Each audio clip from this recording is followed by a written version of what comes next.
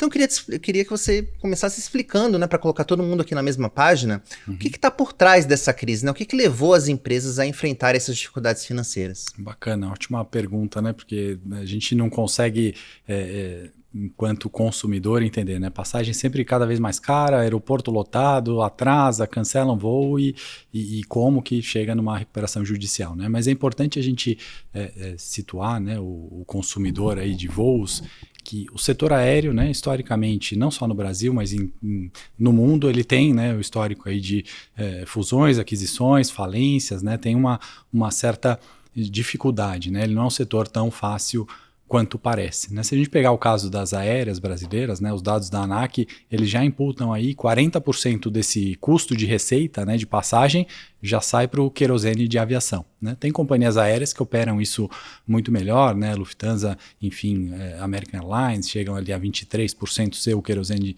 de aviação como custo dessa receita da passagem, mas se você pensar só de largada, no caso brasileiro, quase 50% dessa receita vai só para pagar combustível. E isso é um dos fatores, né, que levam, apesar das caríssimas passagens aéreas que a gente paga, estresse de petróleo que, num cenário mais recente, né, ele está bastante volátil, ele está imputando aí diversos custos por toda a questão geopolítica, né? Apesar do petróleo agora está sendo discutido, né? Se está barato, se pode até ser o copo meio cheio agora das aéreas, por um período, né? E historicamente tem um grande impacto em receita. Então esse é um primeiro ponto, né? No caso brasileiro também, quando a gente fala de variação cambial e a gente olha desvalorização massiva do real, né? Não na história tão recente desse ano, mas até dezembro de 24, também foi um outro ponto que variação cambial afeta duas vezes. Além da passagem estar mais caro pelo preço do combustível, por toda a indexação do dólar da nossa economia, né? A gente também tem aquele recuo na vontade de viajar para a Disney, porque aí não é mais só o preço da passagem aérea, é o preço, enfim, além dos alimentos, né? Mas aí fica para um outro podcast, que a gente não é só para o milionário, né, sofrer no preço do dólar, né? Não é só para a viagem, vai no alimento, no aluguel, em toda essa nossa economia indexada, também é um outro ponto, né? Dada a incerteza, tem menos consumo. Então, são dois fatores que, para o caso brasileiro, estão levando as companhias, historicamente, né, num segmento bastante difícil, e sobram ainda outros custos, né, que a gente está falando de 12% mais ou menos dessa receita, em gastos com pessoal.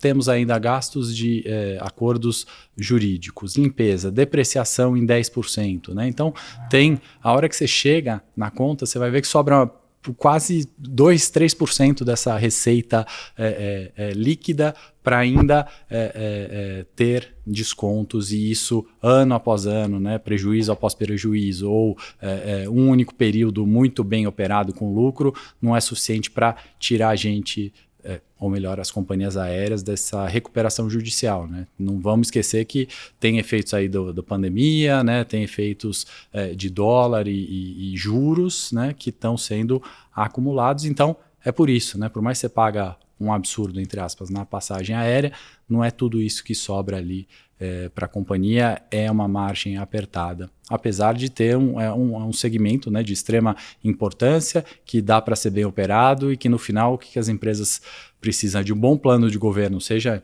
criando infraestrutura que não temos aqui no Brasil, isso também tira eficiência das companhias aéreas, mas é um segmento extremamente importante, com altas barreiras de entrada, com uma complexidade de operação gigante, que no final das contas sempre tem algum interessado, né, em operar isso, mas não é tão fácil quando a gente olha na necessidade de capital, né, os valores aí de arrendamentos, 10%, os salários, né?